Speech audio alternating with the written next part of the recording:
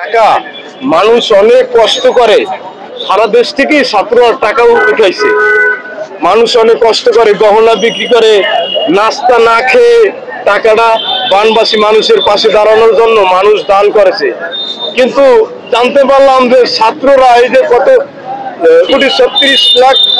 12,36,00,000 টাকার উপরে যে ছাত্র উত্তোলন করলো, জানতে পারলাম যে একটা টাকাও এখন পর্যন্ত বানবাসী মানুষ পায় নাই। এটা অত্যন্ত দুঃখের বিষয়।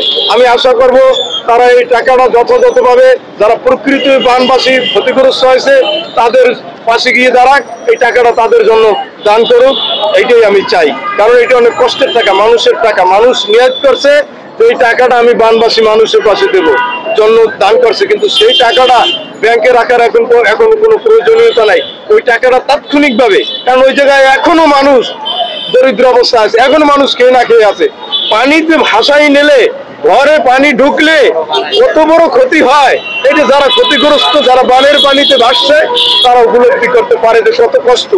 এই জন্য আমি বলি যে টাকাটা ছাত্ররা উঠেছে, এই টাকাটা অনতিবিলম্বে, খুবই দ্রুত যারা একেবারে নির্যাতিত তাদের গিয়ে সরজমিনে প্রত্যক্ষভাবে যারা উপযুক্ত তাদের জন্য দান করা উচিত। সোশ্যালি অ্যাক্টিভিস্ট যারা আছে তারা কেউ বলতেছে যে বর্তমান যারা বৈষম্যবিরোধী ছাত্র আন্দোলনের সমন্বয়ক ছিল তারা আওয়ামী লীগের হয়ে কাজ করতেছে, আওয়ামী লীগকে এই দেশে ফিরিয়ে আনার জন্য সুষ্ঠু পরিবেশ তৈরি করার চেষ্টা করতেছে। আপনার মতামত? আমার মতামত যে বর্তমান যে উপদেষ্টাদের আছে তারা অনেকে বলে, আমরা সেটা বলতে চাই না। আমরা চাই তারা সঠিকভাবে, তারা যে অঙ্গীকার নিয়ে ওই জায়গায় তারা উপদেষ্টার দায়িত্ব নিয়েছে, এবং এই জাতি এটা কোনো ছাত্র না, এই রিক্সাওয়ালা ভাইরা জীবন দিয়েছে। কয়জন রিক্সাওয়ালা মারা গেছে, কয়জন শ্রমিক মারা গেছে, আপনারা দেখেন। সমস্ত জনতার যে আকাঙ্ক্ষা একটি নির্দলীয় নিরপেক্ষ নির্বাচনের ব্যবস্থা করা, এইটাই হয়েছে এই সরকারের প্রধান কাজ।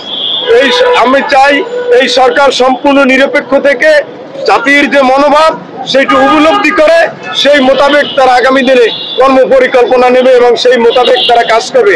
তার যদি ব্যর্থ হয়, তারা যদি কোনো ষড়যন্ত্র, কোনো ওই স্বৈরাচার ভূত এই দেশ থেকে পালাইছে, ওই ভূত বা কোনো স্বৈরাচার কোনো ষড়যন্ত্রের পক্ষে অবস্থান নেয়, সেটা কোনোদিনও পূরণ হবে না। কারণ বাংলাদেশের জনগণ, বাংলাদেশের মানুষ এইটা 5ই আগস্টে প্রমাণ করেছে, এই দেশে কোনো স্বৈরাচার ষড়যন্ত্রের স্থান হবে না। কারণ আমরা রক্ত দিতে জানি, 71-এ রক্ত দিয়ে এই দেশ স্বাধীন করেছি, 90-এ স্বৈরাচারের সাথে পতন ঘটিয়েছি। পৃথিবীর সবচেয়ে বড় অসুর খুনি হাসিনা, নমরুদ, ফিরাউন, চেঙ্গিস সব জালেমের অতিক্রম করেছে জুলুমে, সেই খুনি হাসিনার মতো জালেমের পতন এই দেশে রিক্সাওয়ালাদের নিয়ে আমরা এই মাটিতে করেছি। অতএব এখন যারা উপদেষ্টায় আছে, আমি আশা করব তারা একটি সুস্থ নিরপেক্ষ নির্বাচনের জন্য যে পরিবেশ তৈরি করা, সেই পরিবেশ তারা তৈরি করে দ্রুত একটি নির্বাচনের ব্যবস্থা করে এই জনগণের সরকার হাতে ক্ষমতা হস্তান্তর করবে। ইনশাআল্লাহ আমরা সেইটাই চাই। আমরা কোনো ষড়যন্ত্র যাতে তৈরিও তারা করে থাকে সেটা আমরা বলতে চাই না।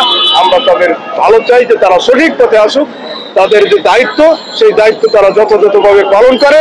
এই বাংলাদেশের মানুষ যে জন্য যুদ্ধ করেছে, যে জন্য রক্ত দিয়েছে, যে জন্য জীবন দিয়ে খুনি হাসিনার বিদায় ঘটিয়েছে, সেই মনোভাব মানুষের মূল্যায়ন করে, শহীদের মনোভাবের মূল্যায়ন করে একটি সুষ্ঠু নির্বাচনের ব্যবস্থা করে জনগণের হাতে ক্ষমতা ছেড়ে দিক, এটাই কামনা করি।